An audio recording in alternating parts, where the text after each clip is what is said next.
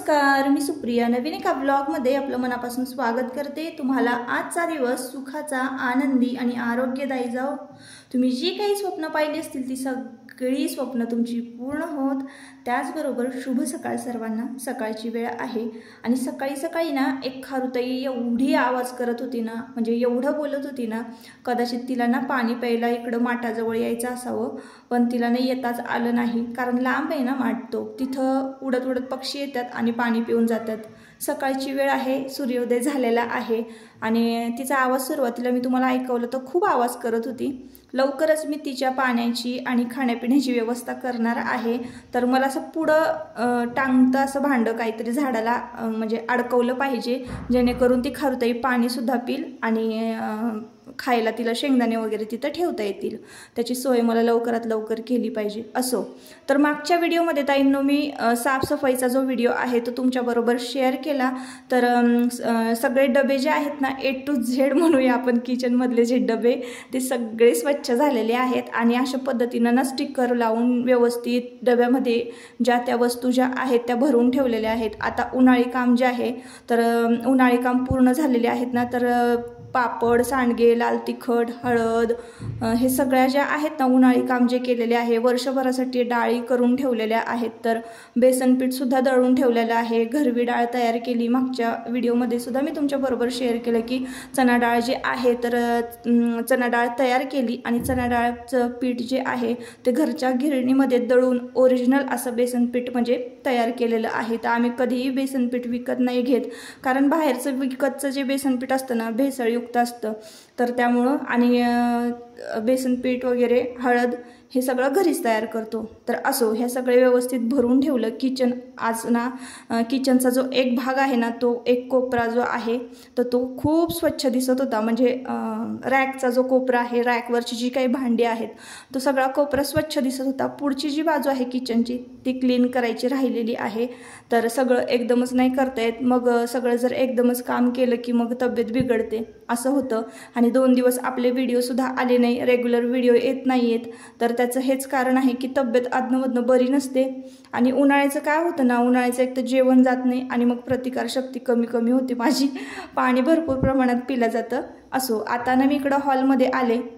सकाळचा नाश्ता वगैरे झालेला आहे, स्वयंपाक झालेला आहे आणि क्लिनिंगसुद्धा झालं होतं। पण फर्निचर वगैरे ना रोजच्या रोज एक कापड मारून पुसून घेते।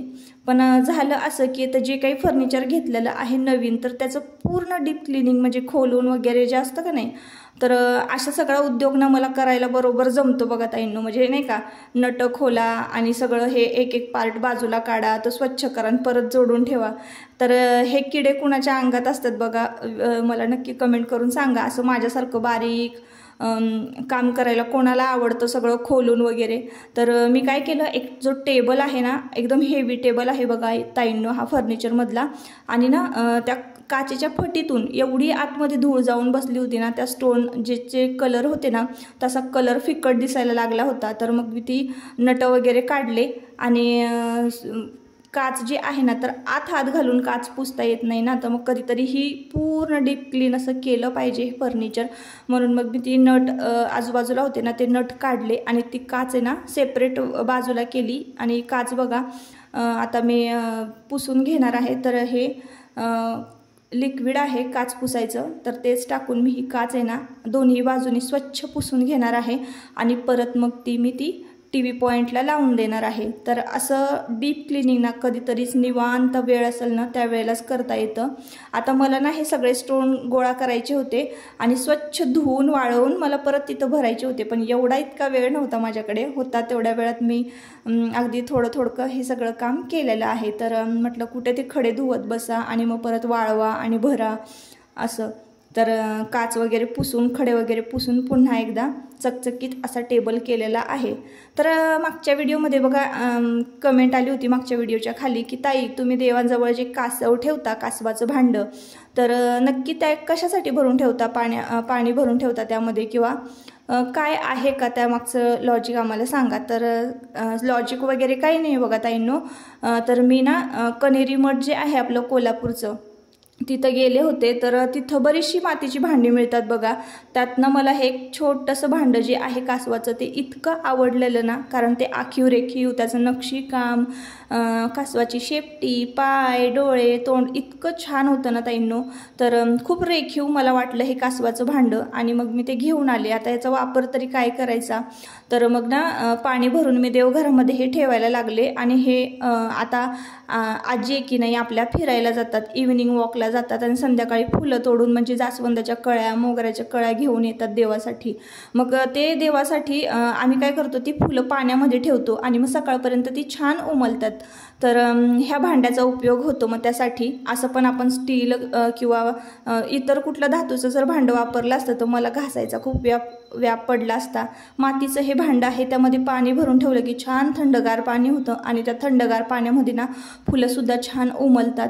तर म्हणून ना ह्या भांड्याचा वापर मी करते आणि ते भांडं दिसायला पण छान दिसतं देवघरामध्ये आणि असा त्याचा वापर होतो. तर एवढंच फक्त त्याच्या मागचं लॉजिक आहे. आणि आज मी अगदी बारकाव्याने तुम्हाला हे भांडं दाखवलं की किती सुंदर असं हे भांडं आहे आणि छान स्वच्छ धुते वगैरे आणि त्याच्यामध्ये पाणी वगैरे भरून ठेवते. तर आता तुम्हाला देवघरामध्ये जास्वंदाची फुलं जी दिसत आहेत ना उमललेली, तर ती आम्ही कळ्या ह्याच भांड्यामध्ये ठेवलेल्या होत्या. तर असं हे भांडं आहे बघा, स्वच्छ धुवायचं, पाणी वगैरे भरून ठेवायचं. तर अशा पद्धतीने या भांड्याचा ना वापर होतो.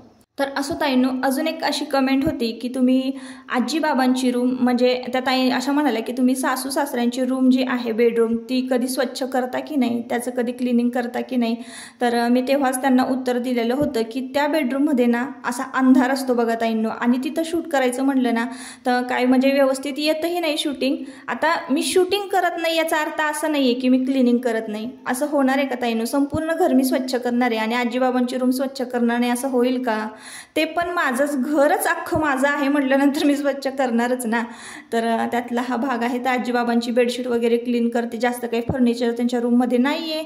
मला त्यांची रूम जी आहे ना ती छान डेकोरेट करायची आहे, पण त्यासाठी आता वेगवेगळे प्रोडक्ट मागवावे लागणार. तर त्यासाठी खर्च भरपूर आहे. तर मी कसं सगळ्या गोष्टी ज्या आहेत खर्च वगैरे सगळं मला मॅनेज करावं लागतं. माझ्याकडे एक्स्ट्राचे जर पैसे शिल्लक राहिले ना तर मी असे छान डेकोरेटिव्ह वस्तू घेते आणि बेडरूम किंवा हॉल जे आहे ते छान डेकोरेट करते. माझं खूप दिवसापासून चाललेलं आहे की त्यांची बेडरूम डेकोरेट करायची पण आहे ना माझ्याकडे असं शिल्लक असं अमाऊंटच राहत नाही. त्याच्यामुळे त्यांची जी रूम आहे ना डेकोरेट करण्याची सुद्धा राहिलेली आहे आणि तो व्हिडिओ तुमच्याबरोबर शेअर करण्याचा राहिलेला आहे. त्यामुळे तुम्हाला असं वाटलं असेल कदाचित की मी आजीबाबांची रूम जी आहे ती क्लीन करत नाही. तर असो, आता एक छानशी रेसिपी जी आहे उन्हाळी काम म्हणजे वाळवणाची रेसिपी तुमच्याबरोबर शेअर करते. तर आजींनी इकडं सांडगे करायला घेतलेले आहेत आणि सांडग्यामध्ये काय काय घालायचं तेही तुम्हाला सांगते. अगदी सगळं जे रेसिपीचं प्रमाणासहित मी तुम्हाला ही रेसिपी सांगते. जिरं, लसूण, जाडमीठ, लाल तिखट. तर आता आपण करायला घेतलेले आहेत सांडगे. तर सांडगे करताना आम्ही फक्त मटकीची डाळ वापरतो, इतर कुठलीही डाळ वापरत नाही. आता ही मटकीची डाळ जी आहे ना तर 750 ग्रॅम मटकीची डाळ आहे, म्हणजे 1 किलोला थोडीशी कमी. 750 ग्रॅम डाळ आणि त्याला वाटीभर लसूण घेतलेला आहे. लाल तिखट जी आहे पावडर आपण जे कुठून आणतो ती लाल तिखट 1 चमच्यावर घातलेलं आहे. जाडमीठ चवीनुसार तुम्ही घाला. जाडमीठ घातलेलं आहे. वाटीभर लसूण आणि जिरं. तर जिरं जे आहे ना तर अर्धा चमचा जिरं घेतलेलं आहे. त्याची आधी पूड करून घेतली, म्हणजे आधी मिक्सरला जिरं फिरवून घेतलं, त्यानंतर मग लसूण त्यामध्ये घातला, जाडमीठ घातलं, लाल तिखट घातलं आणि ते सुद्धा छान वाटून घेतलं. आता हे मिश्रण वाटून घेतल्यानंतर लसूण जर तुमचा मिक्सरमध्ये बारीक होत नसेल तर पाणी घालून तुम्ही वाटा, पण जास्त प्रमाणामध्ये पाणी घालू नका. थोडं थोडं पाणी घालून हे मिश्रण आपल्याला वाटून घ्यायचं आहे. आता हे मटकीचं पीठ जे आहे तर मटकीचं पीठ दळायचं कसं, अगदी आपण जाड रवा असतो ना त्या पद्धतीनं आपल्याला मटकीचं पीठ जे आहे ते दळून आणायचं आहे. मटकी दळून आणायची आहे, मटकीची डाळ बरं का. आणि 800 ग्रॅम किंवा 750 ग्रॅम हे मटकीची डाळ आहे, म्हणजे 3 पावशर. तर तुम्हाला अगदी व्यवस्थित कळावं म्हणून मी 750 ग्रॅम जी आहे ना मटकीची डाळ दळून आणलेली आहे असं प्रमाणासहित सांगते. आणि आता हे मिश्रण जे आहे तर ते आता मळायला घेतलेलं आहे. आपण जे काही वाटण करून घेतलेलं आहे, जिरं, लसूण, लाल तिखट, मीठ आणि त्यानंतर कोथिंबीर कट करून या पिठामध्ये घातलेली आहे.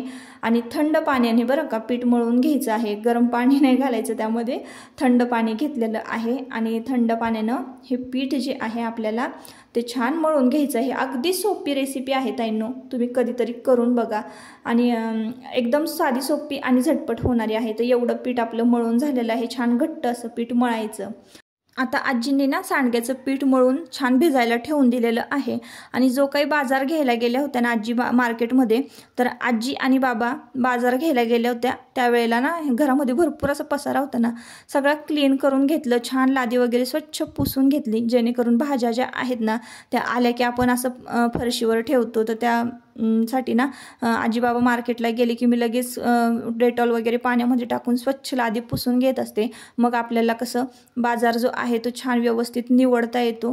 कुठंही भाज्या पडल्या तरी काही हरकत नाही, भाज्या तर आपण धुवूनच घेतो. आता आजी भाज्या निवडते इकडं. आणि आयुषची दिवाबत्ती चाललेली आहे, संध्याकाळची वेळ होती. आणि मी सुद्धा थोड्या वेळाने भाज्या निवडू लागणार आहे आजीला. आणि लवकरात लवकर ना संध्याकाळचा जो स्वयंपाक आहे तर तो स्वयंपाक मला करून घ्यायचा आहे. मग थोड्याच वेळात आपल्याला ना सांडगे घालायला घ्यायचे आहेत. टेबल तुम्हाला दाखवला, इतका छान चकचकीत चमकत होता. अजून एक आपल्याला कमेंट होती की तुम्ही जे कांदा कटर घेतलेला आहे, तर त्या ताईंनी विचारलं की कांदा कटर कुठनं घेतलेला आहे आणि प्राईजही सांगा, कसं काम करतं तेही सांगा. तर बघा 2 प्रकारचे कांदा कटर आहेत ताईंनो.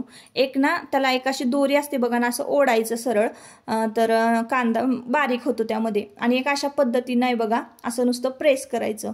तर मला ना ते दोरीपेक्षा हे प्रेस करणारं कांदा कटर जास्त आवडतं. मला हे 300 रुपयाला मी ऑफलाईन घेतलेलं आहे. जिथं कृषी प्रदर्शन लागलेलं होतं ना तिथंच मी हे कांदा कटर घेतलेलं आहे. भरपूर सेल झालं होतं. प्लॅस्टिक जे आहे त्याचं एकदम चांगलं मटेरियल आहे, असं आपटलं की फुटलं असा प्रकार नाही आहे. आणि हे लॉक सिस्टीम वगैरे आहे त्याला, की कांदा कापून वगैरे झालं की हे लगेच लॉक करून ठेवायचं. ब्लेड वगैरे काढून मी लांब ठेवून देते. आणि पहा तुम्ही, अगदी इतका बारीक साखरेसारखा कांदा कट झालेला आहे. तर अगदी 2 मिनिटात कांदा कट होतो. मला आत्ता गवारीची भाजी करायची होती ना, त्यासाठी मी कांदा कट केलेलं होतं. आता आजच्या जेवणाला ना गवारीची भाजी, चपाती, श्रीखंड आणि मसाले भात असं होतं. तर स्वयंपाक तर मी करताना तुम्हाला काही दाखवलं नाही, कारण व्हिडिओ खूप मोठा होईल आपला.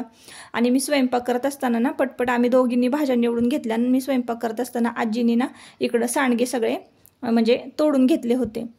आत्ता रात्रीचे 12 वाजलेले आहेत. आणि बघा आपले 750 ग्राममध्ये एवढे सांडगे झालेले आहेत.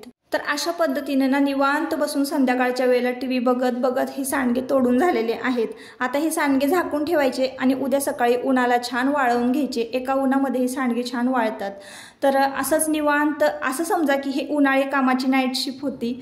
तर असो, आजचा व्हिडिओ तुम्हाला आवडला का मला नक्की कमेंट करून सांगा. आवडला असेल तर नक्की आपल्या चॅनलला सबस्क्राईब करा आणि व्हिडिओला एक लाईक करा. परत पुन्हा भेटूया नवीन एका व्हिडिओमध्ये. तोपर्यंत स्वतःची काळजी घ्या आणि मजेत राहा. Bye bye.